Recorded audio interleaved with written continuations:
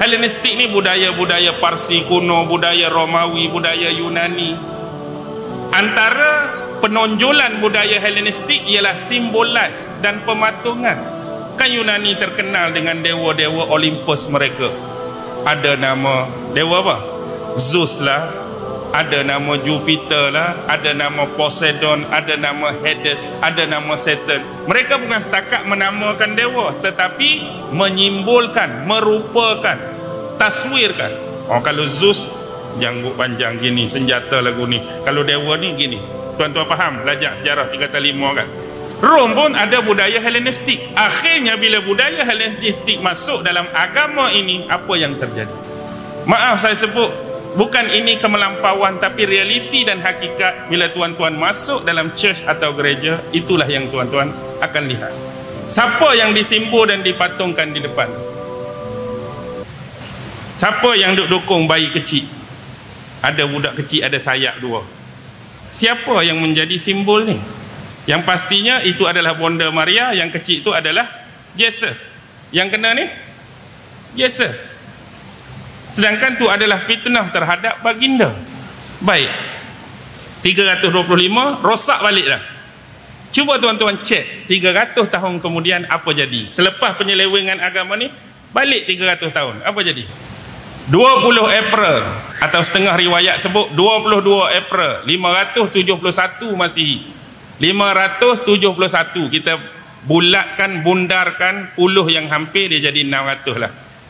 20 April atau 22 April 571 apa berlaku tuan-tuan? 300 tahun kemudian apa berlaku? 20 April 571.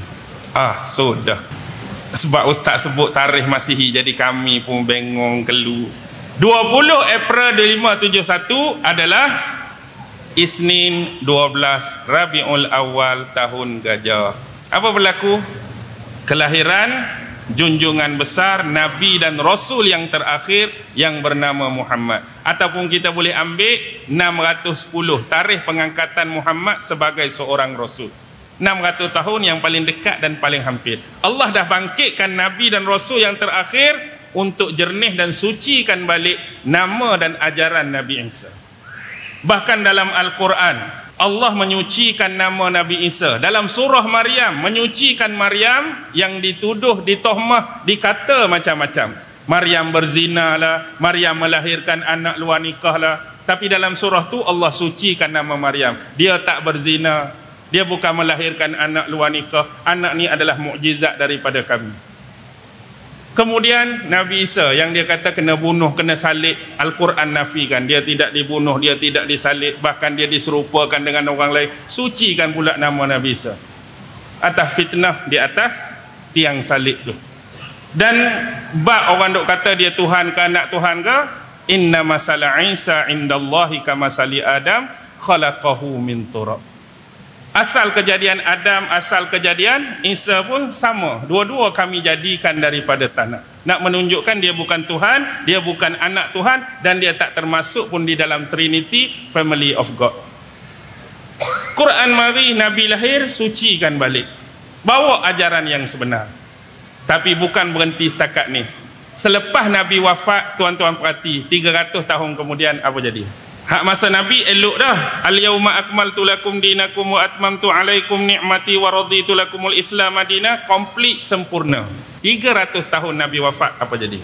Nabi kan sebut sebaik-baik kurun adalah kurun aku, sebaik-baik zaman adalah zaman aku. Summal ladzina yalunahum summal ladzina yalunahum. Kemudian kurun selepas tu, kemudian kurun selepas tu. Nabi sebut yang terbaik zaman Nabi, zaman sahabat, dan Nabi tambah 2 kurun selepasnya. Bila 2 kurun selepasnya tambah kurun Nabi, 3 kurun berarti 300 tahun. Nabi nak gambarkan inilah the golden age.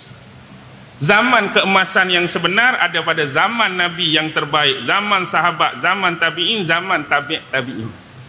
300 tahun kemudian apa jadi tuan-tuan? Walaupun bukan tarikh yang sebenar, tapi saya rambang, saya kumpulkan secara umum.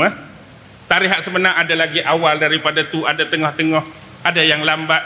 Tapi mudah kata saya rangkumkan semua selepas 300 tahun Nabi wafat. Maka time inilah keluar yang namanya Syiah, keluar yang namanya Mu'tazilah, keluar namanya Qadariyah, keluarnya Jabariyah, keluarnya Jahmiyah, keluarnya Karamiyah, keluarnya segala yah di belakang. Telah munculnya aliran dan mazhab-mazhab yang dianggap di sisi ahli sunnah wal jamaah adalah golongan-golongan yang sesat dan terseleweng. 300 tahun kemudian kita ingat, oh habis Nabi terbaik dah lah. Tak, penanda arasnya itulah yang berlaku.